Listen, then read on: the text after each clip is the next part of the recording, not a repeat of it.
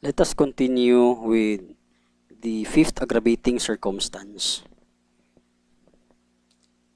Number 5, that the crime be committed in the palace of the chief executive or in his presence, or where the public authorities are engaged in a discharge of their duties, or in the place dedicated to religious worship. So what makes the crime aggravated is the place where it was committed. There are actually 4 separate circumstances nga naa dire. Una, that it is committed in the place of the chief executive. Number 2, in the presence of the chief executive. 3, where public authorities are engaged in the discharge of their duties. And number 4, that the crime be committed in a place dedicated to religious worship. So, diri ata una sa first circumstance. That it is committed in the place of the chief executive. So, asa man ang atoang place of chief executive? It's in the Malacañang Palace. The chief executive need not be there, dili kinahanglan nga naa siya didto. Ang importante is the place sa Malacañang. So kung ang krimen buhaton sa Malacañang, usa na siya sa aggravating or mutaas imuhang sentensya. Number 2, in the presence of chief executive, naa sa iyang atubangan gibuhat nimo ang krimen.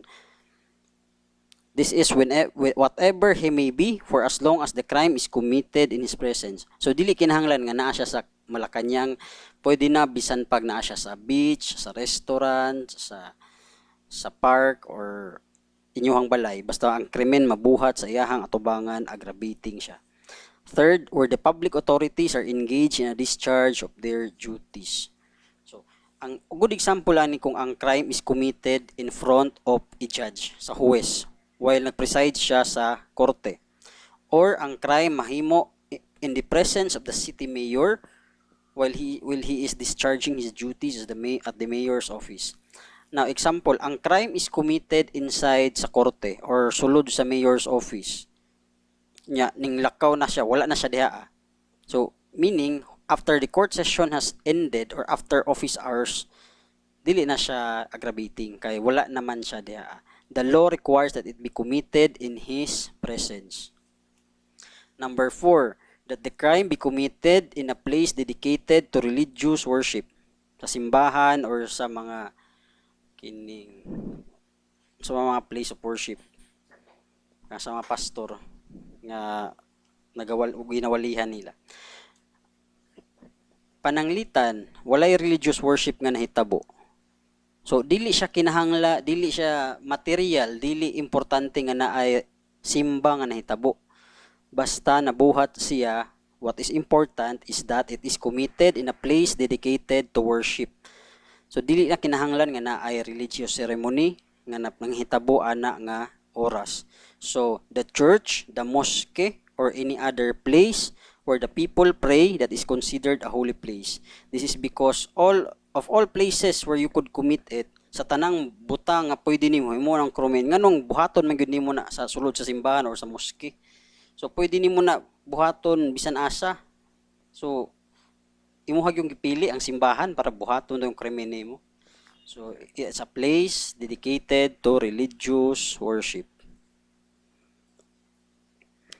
So ang question, how do you compare number 3 with paragraph 2? That the crime be committed in contempt or with insult to public authorities. So the distinction, ang kalahian sa ilahang duha is, if the public authority is in the discharge of his duties inside his office and you commit a crime in his presence, you fall under paragraph 5.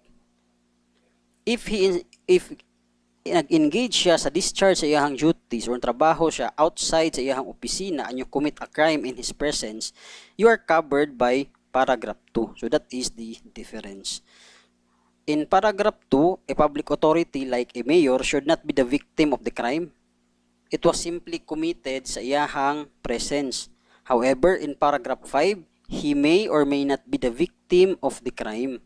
If you commit a crime in his presence inside his office, you are covered. If you assault the mayor inside his office while he is engaged in a discharge of his duty, you are covered by paragraph 5. Dito ta sa number 6. that the crime be committed in the night time or in an inhabited place or by a band whenever such circumstances may facilitate the commission of the offense. So, whenever more than 3 armed malefactors, tulo ka suspitsado, nag-act together, nag-conspiracy sila to commit an offense, so it shall be deemed to have been committed by a band. So, naitulo ka higayon nga gisulti diriya, committed in the night time, committed in an inhabited place, or committed by a band. Ang pangutana, unsay mahitabo if the felony is committed at night time in an inhabited place and committed by a band? So, tulo ka buk ang naa. Pila ka aggravating ang pwede nimo i-apply. So, murag na nay conflict diri Ang author sa mga libro nag-cite siya og Supreme Court sa Spain based on identical provisions of Spanish Penal Code. So isa sa mga desisyon, ang Spanish Supreme Court nag-ingon nga there should be treated only as one. So isa lang dapat ang pagtrato sa mga aggravating circumstance. Pero sa lain nga desisyon sa pareho nga Supreme Court nag-ingon na ay dapat tulo because they do not have any common denominator. Wala may common silahang tulo. So dapat tulo. Night time is aggravating because of the time, an inhabited place because of the place, banned because of the ways and means employed.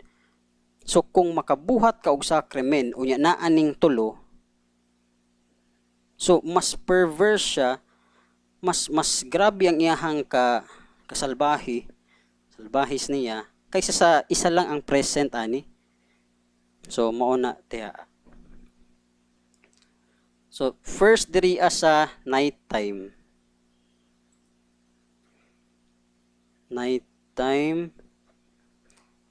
Ang question, what do you mean by night time? So diha sa civil code nato, example, from sunset to sunrise. So kung ang krimen is nabuhat during daytime, dili siya mag-aggravating, dili siya mutaas ang sentensya. In the first place, does daytime facilitate the commission of the crime?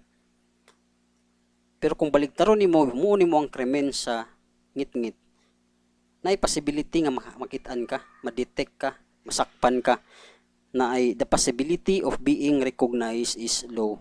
So dili ka makuan. So mo nang mo saka ang sentensya tungod kay imuhang gigamit ang night time sa paghimo og krimen.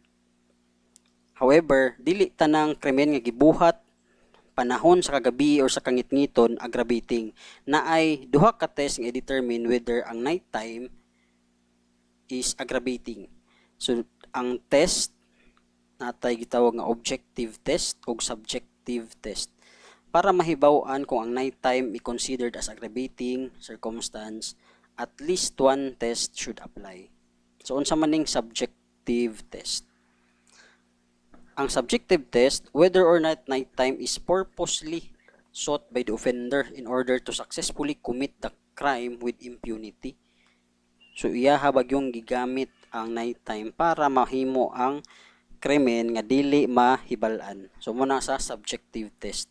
Sa objective test, ang ang determination is even if nighttime is not especially sought for, it facilitated the commission of the crime.